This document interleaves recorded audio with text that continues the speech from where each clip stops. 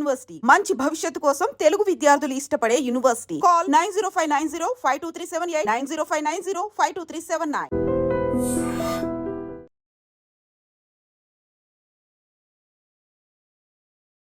స్థానిక కార్పొరేటర్ దీపిక గారు మనతో పాటు ఉన్నారు. మ్యామ్, ఈరోజు మాక్ డ్రిల్ మీ ప్రాంతంలో జరిగింది, ఎట్లా అనిపించింది? ఎంత ప్రిపేర్డ్నెస్గా ఉన్నారు ఇక్కడ ఉన్న ప్రజలు కూడా? చాలా చాలా మంచి డిసిషన్ అండి. ఇట్లా మాక్ డ్రిల్తో దేశవ్యాప్తంగా ఇప్పుడున్న జనరేషన్స్కి అవేర్నెస్ ఇవ్వడము, సిటిజన్స్కి అవేర్నెస్ ఇవ్వడము చాలా మంచి ఇనిషియేటివ్. అంటే ఇక్కడ సికింద్రాబాద్లో కావడం నిజంగా ఐఎమ్ హ్యాపీ. లైక్ నేను కూడా చూడాలి ఎలా ఉంటుంది ఏంటి అనేసి వచ్చాను. మనకు మాక్ అని తెలిసినా కానీ కూడా ఇట్ వాజ్ సో రియలిస్టిక్. ఆ బాంబ్ బ్లాస్ట్ కూడా మాకు కూడా ఒకసారి భయం వేసింది. అంటే మాక్ అని తెలుసు, బట్ స్టిల్ ఆ చప్పుడికి. అండ్ అక్కడ రెసిడెంట్స్ అందరం, మిలీనియం అపార్ట్మెంట్ రెసిడెంట్స్ కూడా చాలా బాగా పార్టిసిపేట్ చేశారు, మంచి సపోర్ట్ చేశారు. దాదాపు 12-13 డిపార్ట్మెంట్స్ కూడా, ఫైర్, పోలీసు, ఎన్సీసీ, మెడికల్ అన్ని టీమ్స్ కూడా చాలా బాగా సపోర్ట్ చేశాయి. అండ్ అంటే మనం ఎంతసేపు టీవీలో చూస్తుంటాము ఇండియా పాక్ మధ్యలో గొడవలు, బాంబింగ్ అలాంటివి. ఇప్పుడు మేము కళ్ళతో చూసినాము, ఇలా ఉంటుందా సిచ్యువేషన్ అని అర్థమైంది. సో రియల్ లైఫ్లో ఇప్పుడు వార్ టైంలో ఏదైనా దాడులు జరిగినా కానీ భయపడే అవసరం లేదు. ప్యానిక్ అవ్వకుండా మనం ప్రొటెక్ట్ చేసుకోవచ్చు, ఇతరులను ఎలా ప్రొటెక్ట్ చేసుకోవచ్చు అనేది ఒక అవగాహన చాలా బాగా కళ్ళకు అద్దినట్టుగా చెప్పారు. It was very nice initiative. అంటే ఇండియాలో 249 ప్లేసెస్లో ఇవాళ 4 o'clock మాక్ జరిగిందంటే that was very nice initiative. I truly appreciate Modi government and మొత్తం వాళ్ళ టీం అందరూ కూడా they are really working wonders on it. ఇది మాక్ డ్రిల్ అయినప్పటికి కూడా మీరు అన్నట్టుగా కొంత భయపడిపోయినాము అని. నిజంగా ఒకవేళ రియల్ సిచ్యువేషన్ అట్లాంటిది వస్తే మ్యామ్, ఇది మాక్ డ్రిల్ కాబట్టి మనం కొంత లైటే తీసుకుంటాం, కానీ నిజంగా అట్లాంటి పరిస్థితి వస్తే ప్రజలు ఎట్లా రియాక్ట్ అవుతారు మ్యామ్? మీరు ఇక్కడ కళ్ళారా చూసారు కాబట్టి మీకు ఏమనిపించింది? రియల్లీ పానిక్ అవుతారా, లేకపోతే దిల్ బి జనరల్లీ రియాక్టింగ్ అనుకుంటున్నారా? డెఫినెట్లీ పాటిస్తారు అనుకుంటున్నారా? ఈ మాక్ చూడకముందు అయితే నిజంగా ప్యానిక్ అయినాము. మాక్ చూసిన తర్వాత ఓహో ఇలా వెళ్ళాలి, ఇలా వాళ్ళు తీసుకెళ్తే అటు సైడ్కి వెళ్ళిపోవాలి, ఇండోర్స్ ఉండాలి, అట్లాంటివి. మనము ఇప్పుడు అపార్ట్మెంట్స్లో ఉన్నా కానీ ఇప్పుడు కరెంట్ ఉండదు, లిఫ్ట్స్ ఉండవు. సో మనం రోప్తో ఎలా బయటికి రావాలి, ఇట్లాంటివన్నీ చాలా అసలు మంచి అవగాహన ఉండే. సో దీని తర్వాత ఇప్పుడు there is a way out. So panic అయితే మనకు ఏం సొల్యూషన్ దొరకదు. ప్యానిక్ అవ్వకుండా కొంచెం తెలివితో అప్రమత్తంగా ఉండి మనం ఒక డిసిషన్ తీసుకోవాలి అనేది అర్థమైంది. కానీ సిచ్యువేషన్ అయితే రియల్గా అసలు కళ్ళకు అద్దినట్టు, హడావుడి, ఫైరు, వాళ్ళు రావడము, ఆర్పేయటము.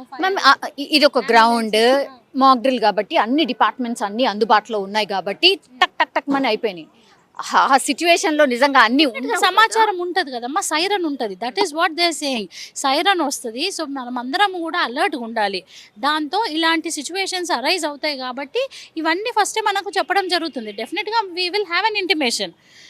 సైరన్ వస్తే మనం అందరు అలర్ట్ ఉండి we have to stay indoors. Maximum indoors ఉండేటట్టుగా చూసుకోవాలి. నైట్ టైమ్స్ ఉంటే లైట్స్ అన్నీ ఆఫ్ చేసుకోవడము, ఈవెన్ సెల్ ఫోన్ బ్లింక్ కూడా కనిపించకుండా. ఎందుకంటే మనకు ఉగ్రవాదులకు అది తెలిసిపోతుంది కాబట్టి, క్లూ లాగా అవుతుంది కాబట్టి మనం ప్రొటెక్ట్ చేసుకోవడానికి ఇవన్నీ చేయాలి. సో ఇప్పుడున్న సోషల్ మీడియాకి ఇప్పుడు ఇవన్నీ మాక్స్తో పిల్లలకు కానీ, ఇంట్లో ఉన్న పెద్దవాళ్ళకి కానీ, వయసులో ఉన్న వాళ్ళకి కూడా అన్నీ తెలుస్తున్నాయి. So which is very good. అంటే అందరూ కూడా అలర్ట్ అయ్యి ఒక షెల్టర్ కిందకి వెళ్ళిపోవాలి, ఇలా జరుగుతుంది, ఒకవేళ అట్లాంటి సిచ్యువేషన్ వస్తే ఇలా చెయ్యాలి అనేది ఒకటి మంచి క్లారిటీ వచ్చింది. నిన్న మనం తీసుకున్నటువంటి చర్య, what is your opinion ma'am? And that to operation Sindoor అని పేరు పెట్టినాము, దాని గురించి మీ ఒపీనియన్? మా ఆపరేషన్ సింధూర్ అంటే ఒక మహిళకు ఎంతో ఎంతో వాల్యుబుల్ వర్డ్ అది.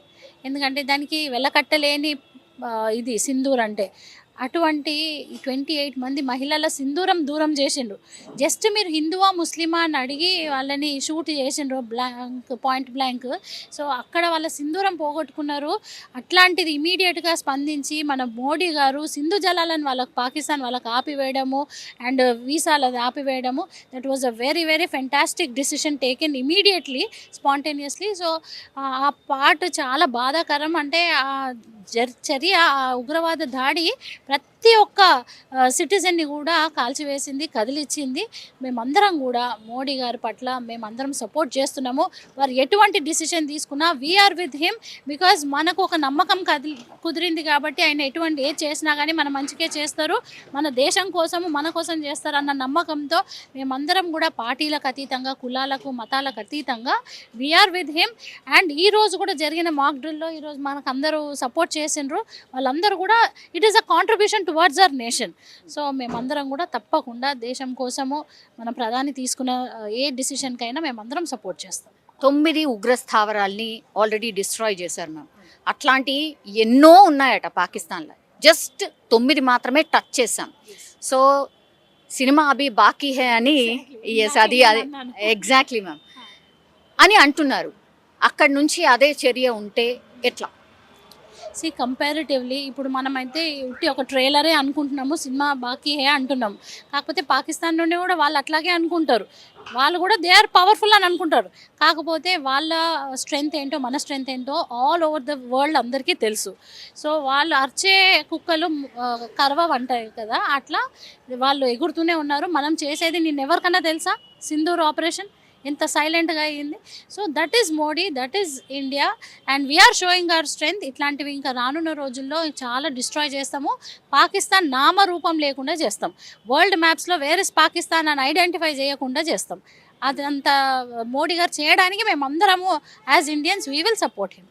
కానీ రెచ్చగొడుతూనే ఉంది, అక్కడ ఎవరో ఒకరు మాట్లాడుతూనే ఉన్నారు. మనం ఎంత ఏం చేసినా సరే అక్కడ నుంచి రియాక్షన్స్ అంటే మాటల దాడి చాలా ఎక్కువైపోయింది, అంటే రెచ్చగొట్టడం లాగా అయిపోయింది. అది కామన్ కదమ్మా, ప్రతి దాడి చేస్తూనే ఉంటారు. That is how it goes. అంటే మనం చేసినప్పుడు వాళ్ళు కాము ఉంటే అక్కడ పాయింట్ ఏముంది? వాళ్ళు రెచ్చగొడుతున్నారని మనం రెచ్చిపోయేది కాదు. మన వాళ్ళు అప్రమత్తంగా ఉన్నారు, ఏ చర్య ఎలా తీసుకోవాలో ఎట్లా తీసుకోవాలో they know everything, and the operations are going very wonderful. They are on the way. Operation Sindoor ఎందుకు చేపట్టినామో మనందరికీ తెలిసిందే. పహల్గామ్లో ఉగ్రదాడి జరిగిన తర్వాత మనం చూపెట్టినటువంటి ఫస్ట్ రియాక్షన్ అది. అంటే అమాయకుల ప్రాణాలు తీస్తే మేము ఎట్లా రియాక్ట్ అవుతామని పాకిస్తాన్ దేశానికి చూపించాం. సో ఒకసారి మాట్లాడదాం. మనతో పాటు సార్ ఉన్నారు. సార్ మీ పేరు? నా పేరు రామ్ లక్ష్మణ్. ఓకే సార్, మీరు ఈ జరుగుతున్నటువంటి పరిణామాల్ని అన్నీ చూస్తున్నారు. అమాయకమైనటువంటి ప్రాణాలు తీసిండ్రు కాబట్టే మనము ఆపరేషన్ సింధూర్ అని చేపట్టి పాక్ మీద, అది ఉగ్ర స్థావరాల మీదనే మనం దాడి చేసినాం. ఏమనుకుంటున్నారు సార్, కరెక్టా? అది 100కు 100% కరెక్ట్. ఏ విధంగా అంటుందంటే, అతను భారతదేశానికి ఒక రక్షణ మన ప్రధానమంత్రి ఉన్నాడు, అక్కడ పాకిస్తాన్కు వాళ్ళ దేశంలో వాళ్ళు ఉన్నారు. ఇక్కడ జరిగిన సంఘటన ఏంటంటే, ముష్కరులు ఒక సంఘంగా ఏర్పడి ఆ ఒక హిందూ ముస్లిం భావజాలంతో వాళ్ళు ముస్లిం ఆలోచన విధానంతో అక్కడికి వచ్చి వాళ్ళు నీచంగా వాళ్ళు ముస్లిమా హిందువా అని చూసి మరి చంపడం అనేది అది వాళ్ళు చేసినటువంటి మొట్టమొదటి తప్పు. ఆ తప్పును మన ప్రభుత్వం దానికి ఏదైతే ప్రతిచర్య చేస్తుందో అది చేసినందుకే, పహల్గామ్లో వాళ్ళు దుశ్చర్యకు పాల్పడ్డందుకే చేసిరు. వీళ్ళు ఆ యొక్క స్థావరాల మీద మామూలు పాకిస్తాన్లో ఉన్న మామూలు పబ్లిక్లను పక్కన వాళ్ళ స్థావరాల మీద కాకుండా ఓన్లీ వాళ్ళ యొక్క ముష్కరుల యొక్క స్థావరాల మీదనే ప్రభుత్వం దాడి చేయడం అనేది అది కరెక్ట్ అయిన నిర్ణయం, అది కరెక్టే.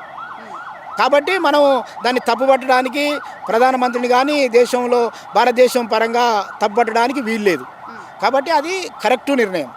వాళ్ళు చేసినటువంటి నిర్ణయానికి, వాళ్ళు చేసినటువంటి ఏదైతే దుశ్చర్యకు ప్రతిఫలంగా ఇవాళ జరిగింది. కాబట్టి ఆ దాడిని మేము ఏ విధంగా మళ్ళీ ఒకవేళ వాళ్ళు ఏదైనా చేస్తే మేము ఎట్లా కాపాడుతాం అనేది మన దగ్గర ఉన్నటువంటి సైన్యం కూడా మనకు చెప్పిన మూక్ డ్రిల్ కూడా, అది మేము మాక్ డ్రిల్ కూడా మాకు ఉపయోగమేనా సార్?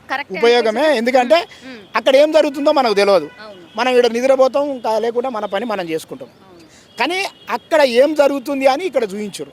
అంటే అక్కడ జరిగినప్పుడు మేము ఇట్లా పలానా వాళ్ళను ఇట్లా ఈ విధంగా మేము కాపాడుతాము అనేది వాళ్ళు అలా అక్కడ చేసేటువంటి ఆయన మనిషికి చెప్పిన దానికంటే ఒక డ్రిల్ లాగా చేసి చూపెడితే అర్థమైంది అనే ఉద్దేశంతో చేసినటువంటి ఈ చర్య, అది వాళ్ళు చేసినటువంటి చర్యను మేము చాలా రోజుల నుంచి యుద్ధం జరుగుతుంది అని వార్తలు వస్తున్నాయి కదా సార్. ఏమనిపించింది అంటే, యుద్ధం ఒకవేళ జరిగితే అరే ఏమవుతుంది, మరి ఏంటిది, బాంబులు అంటే వేస్తారా, లేకపోతే మనుషులు ఇట్లా బతుకుతామా లేదా, ఏం పరిస్థితి అని అనిపించిందా సార్? ఏమనిపించింది? ఇప్పుడు ఒకటమ్మా, భారతదేశంలో ఇప్పటి వరకు ఇప్పుడు యుద్ధం జరుగుద్ది అంటే ఆ యుద్ధం జరిగితే జరగవచ్చు, అది వేరు. కానీ ఎప్పుడు జరుగుతుంది? ఇప్పుడు పహల్గామ్లో ఒక విషయం జరిగింది, ముష్కరుల దుశ్చర్య జరిగింది. దీనికి ప్రతీకారంగా వాళ్ళు చేశారు. ప్రతీకారంగా స్థావరాల మీద దాడి చేసి ముష్కరులను నిర్మూలించారు. ముష్కరులను నిర్మూలించినప్పుడు మళ్ళీ వాళ్ళు ప్రతిచర్య చేస్తే ఏమవుతుంది? అది మళ్ళీ యుద్ధానికి దారి తీస్తుంది. అంటే యుద్ధానికి దారి తీయొద్దంటే మళ్ళీ పాకిస్తాన్ ముందు ఏదైతే చర్య చేసిండ్రో వాళ్ళు ఆలోచించుకొని మళ్ళీ ప్రతిచర్య చేయకూడదు. చేయనప్పుడు ప్రపంచ యుద్ధాలు రావు, యుద్ధం అనేది జరగదు. కాబట్టి ఆ రూపకంగా అక్కడ యుద్ధం జరగాలన్నా జరుపుతారా జరపరా అనేది, అది జరుగుద్దా లేదా అనేది పాకిస్తాన్ నిర్ణయం మీద ఆధారపడుతుంది. భారతదేశం ఊరుకుంటుందా సార్? ఊరుకుంటుందా పాకిస్తాన్? అట్లా ఊరికనే ఊరుకుంటుందా? మనం వేసొచ్చినాం దాని చర్య ఊకనే ఊకుంటుందా అంటే వాళ్ళే చెప్పారు. ఏమన్నాడు? మేము వేరే దేశాల గురించి మేము ఒక సంస్థలను మేము సాస్తున్నాం అని అన్నారు. వాటిని మేము తయారు చేస్తున్నాం, అది వాస్తవమే అని ఒప్పుకున్నారు. సరే, ఒప్పుకున్నారో పక్కన పెట్టు. వాళ్ళ దేశంలో వాళ్ళకి అది మంచిదా? అలా ఒక 10 మందిని 20 మందిని వాళ్ళని చంపిరు అనుకో, అది వాళ్ళకు మంచిదేనా? మంచిది కాదుగా. కాబట్టి వాళ్ళు కూడా దాన్ని ఖండించాలి. వాళ్ళు ఖండిస్తున్నారు కానీ అది ప్రత్యేకంగా ఇప్పుడు మళ్ళీ దాడి చేస్తారంటే వాళ్ళు ఖండించినట్టే లెక్క. మళ్ళీ దాడి చేయకుంటే వాళ్ళని రైట్ అందాం. వాళ్ళు చేస్తే అది వాళ్ళు చెప్పిన మాటనే, అంటే వాళ్ళు ముష్కరులను వాళ్ళే ఉసిగొలుపుతున్నట్టు అర్థమైంది. మళ్ళీ ఇవాళ నువ్వు మళ్ళా ఇలాంటి జరగవచ్చు, మేము మళ్ళీ ప్రతీకారం తీసుకుంటామంటే అర్థం ఏంటిది? అంటే వాళ్ళను చంపిరు కాబట్టి, వాళ్ళని చంపిరంటే వీళ్ళని చంపినందుకే వాళ్ళని చంపింది. కాబట్టి అది కరెక్ట్ నిర్ణయం కాబట్టి వాళ్ళు మళ్ళీ వేరే నిర్ణయం తీసుకోకూడదు. సార్, అది 9 స్థావరాల మీద చేసినాం సార్. అట్లా ఇంకా ఎన్నో ఉన్నాయట. ఒక 30,000 మంది ఇట్లా ఉగ్రవాదుల్ని తయారు చేస్తుందట పాకిస్తాన్, మనకున్నటువంటి లెక్కల ప్రకారం. మనం ముట్టింది కేవలం 9నే, ఇంకా చాలా ఉన్నాయట. మరి ఎట్లా మళ్ళా దాడులు జరిపితేనే వాళ్ళు అంటే తోవకొస్తారా ఎట్లా? ఇప్పుడు 35,000 మంది ఉండరా 3,000 మంది ఉండరా అనేది అది వాళ్ళ ఇంటెలిజెన్స్ లెక్క కావచ్చు, ఏదైనా లెక్క కావచ్చు. అది మన దాకా తెలియని వ్యవహారం.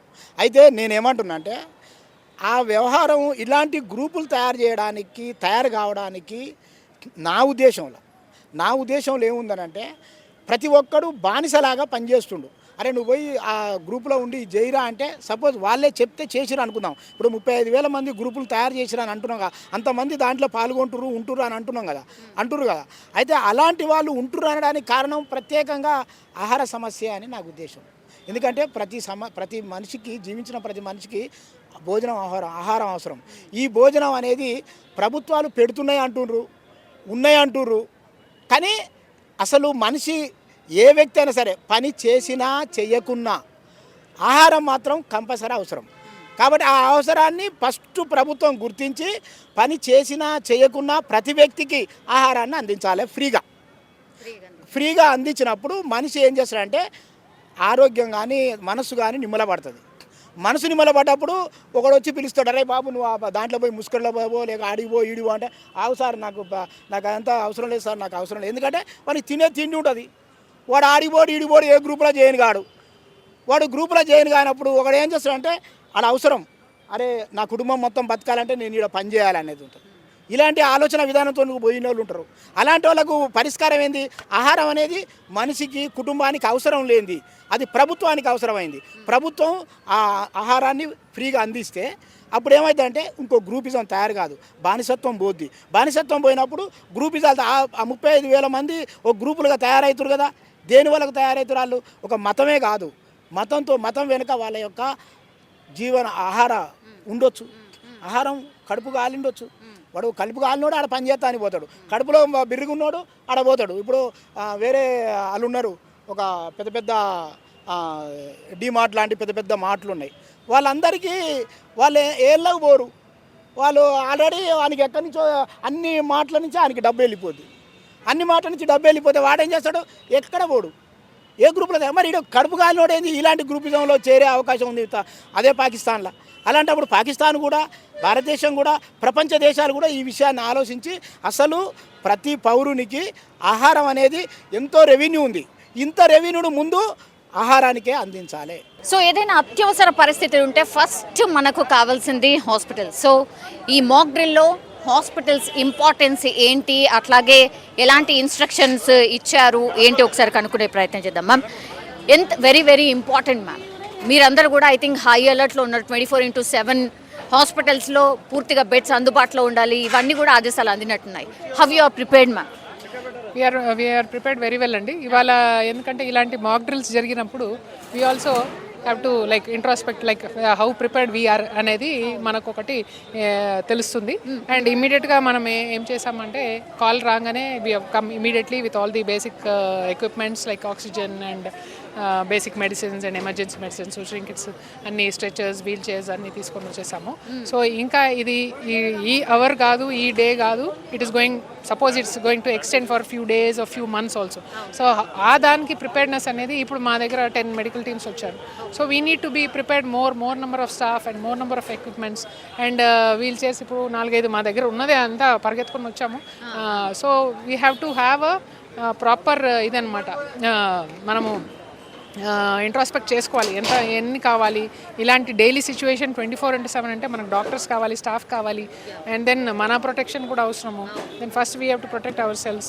దెన్ ఎందుకంటే ఇలాంటి సిచ్యువేషన్ 24/7 కాబట్టి సో మనము ఎంత ఎక్విప్డ్గా ఉన్నాము అండ్ మెడిసిన్స్ కూడా మనకు షార్టేజ్ రావద్దు, కాన్స్టెంట్ సప్లై ఉండాలి. And we need to buy more equipments, more preparedness ఉండాలి.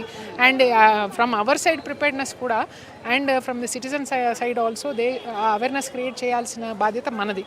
So as media people then social media ద్వారా and we all the government departments ద్వారా, లైన్ డిపార్ట్మెంట్స్ ద్వారా we need to create an awareness even for citizens. First of all should not panic in this situation. What you are suppose to do in case of black out or in case of a bombing or anything like that, explosion, అలాంటప్పుడు ఏం చర్య తీసుకోవాలి.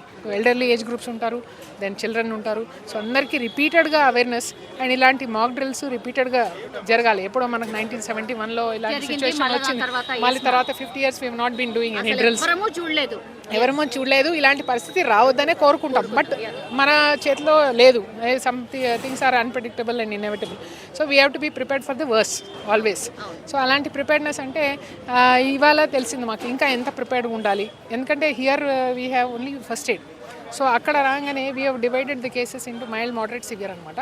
Mild కేసెస్ని మేము ఇక్కడ treat చేసాము. First aid, చక్కెర వచ్చి పడిపోవడం కానీ, asthmatic who need oxygen because smoke వల్ల వాళ్ళు బ్రెత్లెస్నెస్ అయిపోయారు, కొంతమంది gas pain, and some people nothing happened but ఆ స్టేట్ ఆఫ్ షాక్లో వెళ్ళిపోయారు. అంటే ఇలాంటి జరుగుతుంది ఏంటి, వాట్ ఐ వాళ్ళు totally cut off from the presence of mind కూడా ఏముండదు, జస్ట్ అలా ఉండిపోతారు అనమాట. సో వాళ్ళకి ఎలా మాట్లాడాలి, కౌన్సిలింగ్ చేయాలి. Counselling also is important. When you are giving treatment at the same time counselling also becomes very important. ఎందుకంటే ఆ పానిక్ సిచ్యువేషన్ నుంచి బయటకు వస్తే 50%, 70% మనము దాంట్లోకి వెళ్ళి ట్రీట్మెంట్ ఇచ్చిన వాళ్ళ అవుతాం. So then we go in to the basic treatment simultaneously. So ఇక్కడ ఏమైతే చేసామో మనకు గిడినెస్ కానీ, సో ఆక్సిజన్ అవసరం ఉన్నది. ఇప్పుడు మీరు చూసారు కొంతమందికి ఫ్రాక్చర్స్ అయినాయి. So we have tied these splints and supported that part of the limb, and we have shifted them to higher centers for further treatment. So some people have ఇది limb అసలు నడవడానికి రావట్లేదు. సో అలాంటి వాళ్ళు. Then pregnant lady was there, she had a fall on her tummy అనమాట. So అలాంటి వాళ్ళకి ఇమీడియట్గా వీ హ్యావ్ షిఫ్టెడ్ అనమాట, వైటల్స్ అన్ని చూసేసి. దెన్ చక్కెర వచ్చి పడిపోవడం, we have IV fluids here. Then కొంచెం దెబ్బలు తగిలినాయి, so we have done the suturing part. So అలాంటి basic things we have done.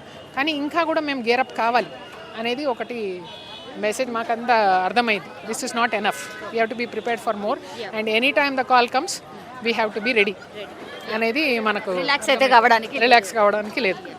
Ma'am, రక్తం నిల్వలు ఎంత ఇంపార్టెంట్ అంటే రక్తం నిల్వలు కూడా ఉంచుకోవాలి అని. Yes blood bank also. ఇప్పుడు మేము ఇక్కడ ఎంత ప్రిపేర్డ్నెస్ ఉందో హైయర్ సెంటర్స్లో కూడా వీ హ్యావ్ బ్లడ్ బ్యాంక్స్.